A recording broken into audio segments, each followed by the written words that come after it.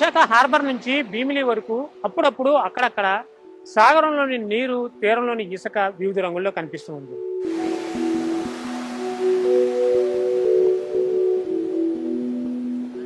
7 నెలల కిందట భీమిలి సమీపంలో తీరం ఎరుపు రంగులో కనిపిస్తే 3 వారాల కిందట పెదజాలరిపేటలో పసుపు రంగులో కనిపించింది. తాజాగా ఆర్కే బీచ్ సమీపంలో ఆకుపచ్చగా, తరచూ తీరంలోని పలుచోట్ల సముద్రపు నీరు నల్లగా కనిపిస్తూ ఉంటుంది. అసలు సముద్రం ఇన్ని రంగులు ఎందుకు మారుస్తుంది? సముద్రంలో నీరు రంగు మారడం అనేది నార్మల్గా సమ్ ఇంప్యూరిటీస్ అనేవి లోపలికి రావడం వల్ల ఈ మధ్యన పొల్యూషన్ జరగడం వాటి వల్ల దాని ఇంపాక్ట్ వల్ల సముద్రం నార్మల్ కలర్లో వేరియేషన్స్ ఉండొచ్చు అనేది నేను భావిస్తున్నాను అనమాట. ఆ ఇంప్యూరిటీస్ వేరియేషన్స్ బట్టి, కెమికల్ ఇంప్యూరిటీస్ వేరియేషన్స్ బట్టి కూడా ఉండొచ్చు. మోస్ట్లీ బ్రౌనిష్ కలర్ ఉందనుకోండి, ఐరన్ ఉండొచ్చు. సో డిఫరెంట్ క్రోమియం వచ్చింది అనుకోండి, ఇండస్ట్రీస్ ఏవే సప్లై చేస్తున్నాయో మనకు తెలియదు కదా, ఆ వేరియేషన్స్ ఆఫ్ కలర్స్ కూడా కొంత లోకలైజ్డ్గా ఉండొచ్చు కూడా. సముద్రం లోపల ఉండే ఖనిజాల ప్రభావం వలన కూడా సముద్రపు నీరు రంగు మారినట్లు కనిపించే అవకాశం ఉందని ప్రొఫెసర్ యుగంధరావు వివరించారు.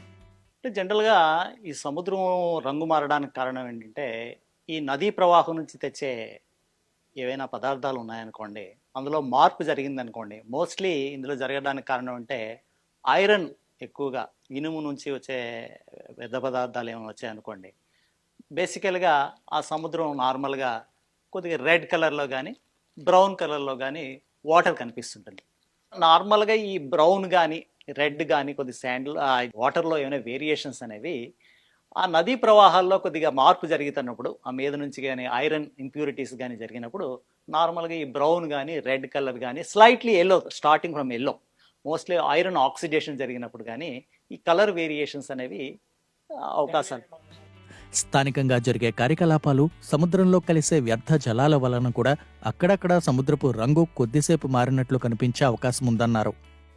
ఐరన్ సపోజ్ ఎక్కడైనా రిలీజ్ అయిపోతుంది అనుకోండి వాటర్ నుంచి కానీ, జనరల్గా మనకి ఈ తీరంలో ఎక్కువగా ఈ ఎర్రమన్ను దిబ్బలు ఉన్నాయి, అవన్నీ కూడా ఐరన్ కోటింగ్. సపోజ్ అక్కడి నుంచి వచ్చే నీరు ఏమైనా ప్రవాహం వచ్చింది అనుకోండి, బాగా వర్షాలు బాగా ఎక్కువ పడ్డాయనుకోండి, మనకి సముద్రంలో చూస్తుంటే కూడా మనం చాలాసార్లు మనం రెడ్ కలర్ కూడా చూస్తాం. ముందుగా అది స్లైట్ ఎల్లోయిష్గా ఉంటుంది, తర్వాత ఆక్సిడేషన్ అయ్యాక అది బ్రౌనిష్ కలర్లో కూడా, ఐరన్ మోర్ ఆక్సిడేషన్ జరిగినప్పుడు కూడా అది బ్రౌనిష్ కలర్లో జరగడం కూడా సాగుతుంటుంది అనమాట. ఈ సముద్రపు ఇసుక అనేది డిఫరెంట్ వేరియేషన్స్ మనకి కనిపిస్తుంటుంది, ఇంక్లూడింగ్ సముద్రపు వాటర్స్ కూడా ఆ పర్టికులర్ ఏరియాలో వచ్చే దీన్ని బట్టి వేరియేషన్స్ కనిపించారు. అంటే అంత మేజర్ స్కేల్లో మనం అబ్జర్వ్ చేసామో లేదా అనేది ఫర్దర్ స్టడీస్ బట్టి మనం చెప్పగలం ఏ కోస్ట్లో ఎలా ఉంది అనేది. సముద్రంలోని నీటితో పాటు చాలా చోట్ల తీరంలోని ఇసుక నలుపు, ఎరుపు, గోధుమ, తెలుపు రంగుల్లో ఉన్నట్లు కనిపిస్తుంది.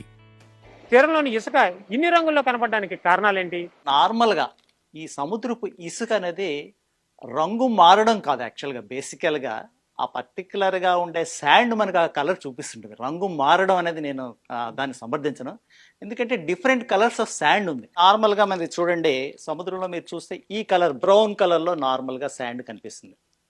ఇందులో ఏంటంటే నార్మల్గా ఈ బ్రౌన్ కలర్లో ఉన్న లోపల మనకి కొన్ని బ్లాక్ కలర్ కనిపిస్తుంటుంది, కొంత రెడ్ కలర్ మైక్రోస్కోప్గా మీరు చూసారండి, సూక్ష్మంగా మీరు చూసారనుకోండి, కలర్ వేరియేషన్స్ మీరు అబ్జర్వ్ చేయొచ్చు. అయితే మనకి ఒక్కొక్కసారి ఎందుకు రెడ్ బ్లాక్గా కనిపిస్తుంటుంది సముద్రం ఇసుక, ఒక్కొక్కసారి రెడ్ కలర్లో కూడా, ఈ టైప్లో మనకి బ్లాక్ కలర్లో కూడా కనిపిస్తుంటుంది. ఈ చూడండి బ్లాక్ కలర్ శాండ్, ఇది కూడా రెడ్ కలర్ శాండ్ కూడా కనిపిస్తుంది. అయితే రంగు మారడం అని నేను అన్నాను. సముద్రం తీరంలోని ఇసుక రంగులు మారుతున్నట్లు కనిపించడానికి ప్రధాన కారణం వేవ్ యాక్షన్ అని యుగంధరావు చెప్పారు. ఎక్కడైతే సముద్రం డిస్టర్బెన్సెస్ జరిగింది అనుకోండి, వేవ్ యాక్షన్ బాగా జరిగి తుఫాన్లు ఏమైనా వచ్చినప్పుడు ఏమవుతుందంటే, వేవ్ యాక్షన్ వలన ఇవి ఈ లైట్స్ హెవీస్ అనేవి సెపరేట్ అవుతుంటాయి. డిస్టర్బెన్స్ లేదనుకోండి, అదంతా నార్మల్గా బ్రౌన్గా ఉంటుంది, లోపల కూడా బ్లాక్ కలర్ ఉంటుంది. దీంట్లో డిస్టర్బెన్సెస్ వచ్చినప్పుడు సెపరేషన్ జరిగి మనకు బ్లాక్ కలర్ కానీ రెడ్ కలర్ కానీ కనిపిస్తుంటుంది. నార్మల్గా ఇక్కడ డిస్టెన్స్ పెద్దగా లేకుండా లోకల్గా ఏమైనా జరిగాయి అనుకోండి, అక్కడ కొంత పొల్యూషన్ ఇంపాక్ట్ కానీ, అక్కడ యాంథ్రోపోజెనిక్ యాక్టివిటీస్ కానీ ఏదైనా జరిగినప్పుడు కూడా ఈ కలర్ వేరియేషన్స్ మైనర్ స్కేల్లో అక్కడ జరగచ్చు.